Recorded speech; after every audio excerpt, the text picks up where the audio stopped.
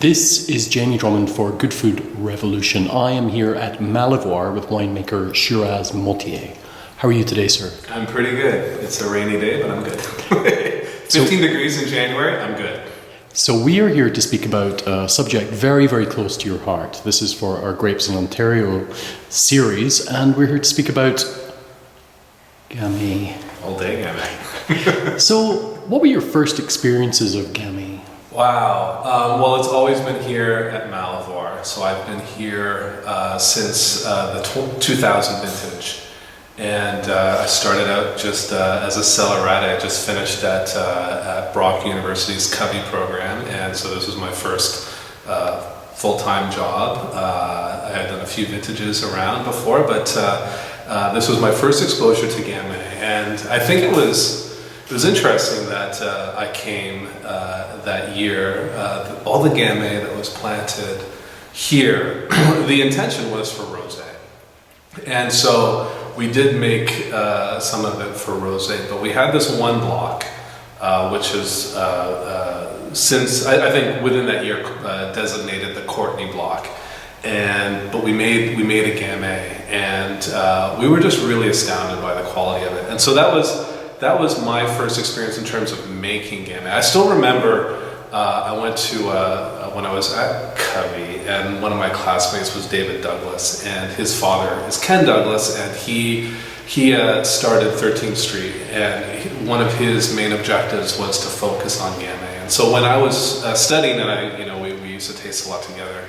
And I would taste over there with David, and his dad would let us go down into the cellar and grab some Beaujolais, and he'd say, "You got to try this because everyone's focused on Pinot Noir or Bordeaux varieties, but check out what a good Gamay, Cru Beaujolais can do." And so that was sort of my first exposure to the potential and how great Gamay can be. And then here at Malivoire was my first chance working with it. And again, my first year was the first year we decided to make it as a red, and I think it just exploded from there for us. Really, that was the starting point. And Martin Malivoire was open to the idea of making quality Gamay at Malivoire, obviously. Absolutely. I think a lot of those early years were a lot of surprises and things that weren't expected. So.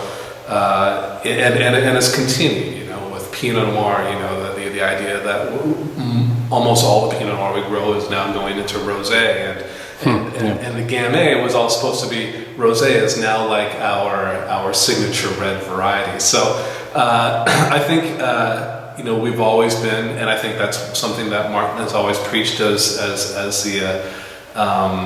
the head of the company, that we embrace change and we adapt. And so when we saw the potential, we kind of kept going with it, and it took off with us. So that was cool. Why does Gamay perform so well in Ontario? That's a great question. I mean, instinctively you think about Gamay being sequestered in Beaujolais for the most part, and the granite soil sort of is always that connection to Gamay works so well in these granite soils. We certainly don't have granitic soils. And we don't have, not at all. Even though I like to claim that there's a lot of glacial movement of Canadian shield that's landed in Niagara, so you can see fragments. I can see that, of it. But yeah, absolutely, we're far more limestone-based, calcareous soils. But you do see great Gamays in France growing outside of that granite kind of characteristic. The Loire being in the Loire specifically, but and stretching down to the Côte Rhônay and into the south of Beaujolais and the Terre d'Or. And I think there's good examples. And so we've got a very similar climate to what Beaujolais has. The same kind of summer. Very continental. We're moderated by the Great Lakes. France is just moderated by being France, and so there's a definite connection. And then of course our soils they're not as rugged as say Burgundy. There is some vitality in the soils, and I think that really connects well with what we have. A short, compact season just brings the right amount of fruit in Gamay and preserves the acidity. So it's not too hot. We're just right at that threshold where I think I like to consider Gamay as a cool climate red, and it excels here for sure. What typifies a quality Ontario Gamay for you? Well, you know, it's got to be juicy. It's got to be lively. I think that to me is a hallmark. When we started making Gamay, we didn't really know where the starting point was. So we just treated it as Pinot Noir. So many people sort of invested understanding in making Pinot Noir in the Burgundian tradition that we just sort of applied the same concept to Gamay, and that makes a lovely Gamay. You can slightly over extract. You can get a little bit more of the peppery notes. You know, you can get some savory character too. But I think you lose a little bit of the joy in Gamay focus like that. So I think it took many years to kind of really figure out how best to make Gamay in Ontario and in Niagara and on the bench. But I think we've honed in on the sweet spot of like getting, you know, when to pick it. What sort of acidities we're happy with, and I think we're happy with more and more acidity. You know, how much extraction we get through the fermentation process, how much whole cluster we're using, if we're doing some carbonic. You know, before, you know, it was all about, okay, let's get the fruit in, let's destem it all, let's chill it, let's get cold, you know, like a nice cold soak, and then do a nice long, slow fermentation, which, you know, might work great for Pinot Noir, but you know, now it's like, let's get the fruit in, whole cluster, let's get the ferment rolling and make it a really short fermentation and boom down into it, and you know, old barrels, and it really works. And so that's I think what we have, and when we can pick, and the character of the fruit on our soils really works. How important is clonal selection when it comes to Gamay in Ontario? Pretty important. I mean, clonal selection is important everywhere, and I think trends are always gonna like be turning over. Yes. Yeah. And so at some point we're gonna be like, you know, all those old Gamay, you know, the non-clonal Gamays that were planted in the early '90s, and they were the big berries, and people only talked about making rosé from them. You know, maybe in 5-10 years, those are the ones that we're going to be clamoring for because they've got this really great character. But for what we have in the vineyards, we planted all French clones. There's 2 that we planted in our sites, and so if you want numbers, there's 509 and 564 or 5, something like that. There's one other clone that we have that we buy from. It's a 359. Those are all really good clones because they're smaller berry, they give you more color, there's a little bit more structure to the berry, and I think it works well in a carbonic maceration. So I think clone is important, but you know, I wouldn't forget those old non-clonal Gamays that are around. I think there's still an option in the right hands to do something really fun with those. But for us, yeah, it's important. Where it's going next, I don't know. I'm happy to be working with our vines that are now, you know, 20 plus years old, and I think that's a really nice sort of time to reflect and take stock on what we've accomplished with Gamay. But I think there's still more opportunities with newer clones. We did an exhaustive barrel tasting earlier of all of your different Gamay fruit sources, and I was most impressed at the diversity of the palate that you get to draw from when it comes to Gamay.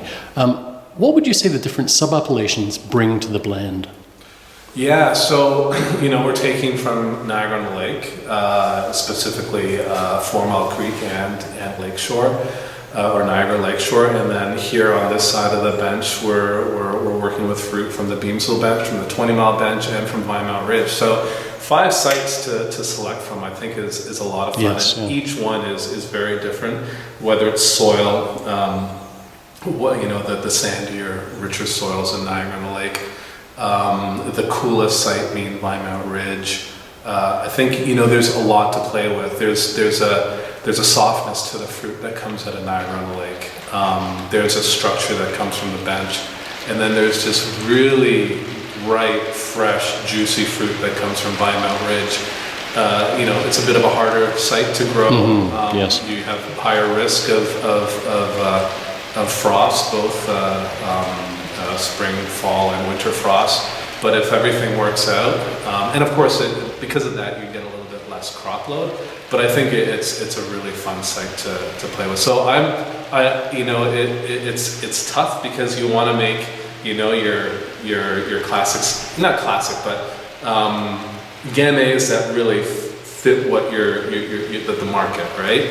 Yet, sometimes you just want to make wine for the sake of making wine to please me, and for that, I want to try, like, I would love to bottle like 10 different Gamays, because I'm literally making 10 or 15 different lots, and each one means something special. You currently make 4 Gamay levels? Currently make 4. Yes. Yeah, we make our Vintage is Essential, and then we make our small lot Gamay that's available at the winery and through licensee. Our liqueur, which is a very small bottling, but it's all carbonic maceration, full carbonic, so it's got a kind of different vibe to it. And then our Courtney Gamay, which again is that single block, spends a little bit more time in barrel, and that's sort of like our Tete Cuvée style Gamay. Well, Gamay is definitely one of my most favoured grapes in Ontario. What would you say the biggest challenge was to making Gamay in Ontario? I think, well, going back to when we first started, Gamay didn't have sort of the respect, the cachet, I guess, the cachet. Yeah, of the cachet. Pinot. Yes, yeah. I mean, it's funny. Like, a lot of people don't even know Gamay. Everyone knows Pinot Noir, or Cabernet, or Merlot, Cab Franc. But you say Gamay, it's like, well, what's that? I mean, that's the grape variety. Oh, I've never heard of it. Oh, that's the grape variety of Beaujolais. It's like, all Beaujolais is made from Gamay. I understand now. But those connections weren't really understood by a lot of people. And then beyond that, the 70s and 80s Beaujolais Nouveaux that were, and I didn't know these wines very well, but lots of people tell me they were very sweet and thin, and didn't last very long. So there wasn't a great reputation. Yes, so that hurdle had to be overcome, but we've long passed that. So you feel that people are understanding Gamay as a quality varietal much more these days? Yeah, for fantastic. Sure. And I'm very glad for you that is the case. Shiraz, thank you very much for joining us at Good Food Revolution again. It's always great to spend time with you, and thanks for our Introduction 101 to Gamay in Ontario. Awesome. Bye go for Gamay, now. Go Gamay, go. Thank you. I love Gamay. Gamay all day.